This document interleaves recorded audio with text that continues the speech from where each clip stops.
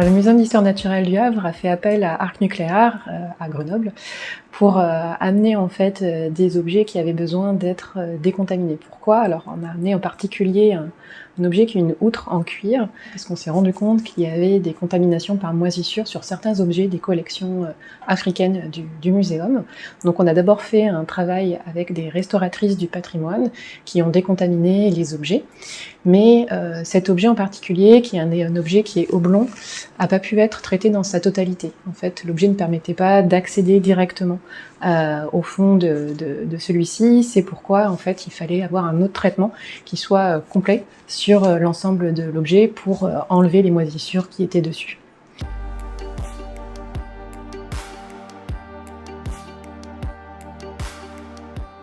Le procédé est finalement extrêmement simple. Il s'agit juste d'exposer les objets à des sources radioactives qui émettent du rayonnement gamma. Alors ces sources radioactives sont des sources très intenses et il faut bien évidemment se protéger, nous, du rayonnement. C'est pourquoi on utilise un irradiateur de type piscine. Les sources sont stockées au fond de la piscine tant qu'on s'en sert pas, et c'est la hauteur d'eau qui nous sépare des sources qui fait un écran suffisant pour nous protéger. La cellule d'irradiation, c'est un bunker avec des murs d'1,50 m d'épaisseur en béton, et c'est cette épaisseur de béton qui va nous protéger pendant l'irradiation des objets. Donc tant que les sources sont au fond de la piscine, on peut rentrer dans la cellule d'irradiation et déposer les objets qu'on va vouloir irradier. On va ensuite ressortir de la cellule, on va fermer la porte. Alors la porte elle fait aussi 1,50 m d'épaisseur en béton, donc elle pèse 6 tonnes, donc il y a un petit moteur pour nous aider quand même, elle est sur rail.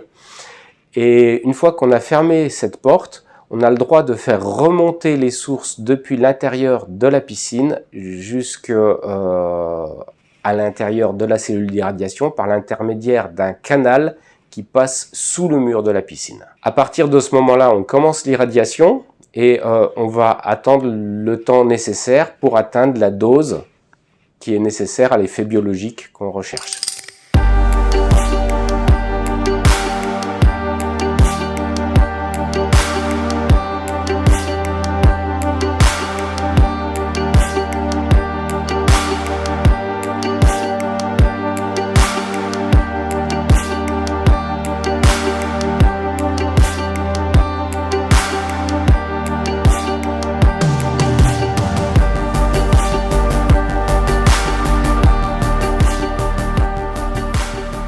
Le gros intérêt du rayonnement gamma, c'est qu'il est très traversant.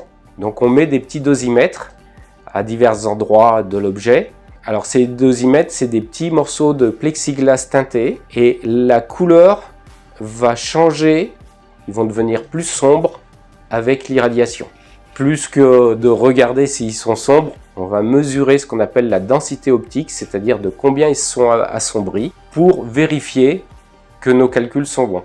Là, on a mesuré, donc j'ai mesuré, on est entre 6,4 et 7,1 kg.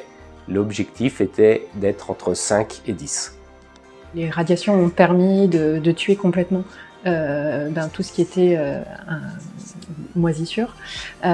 Aujourd'hui, c'est pas forcément ultra visible en fait, sur l'objet, mais en fait, le traitement, on sait que de toute façon, il est efficace.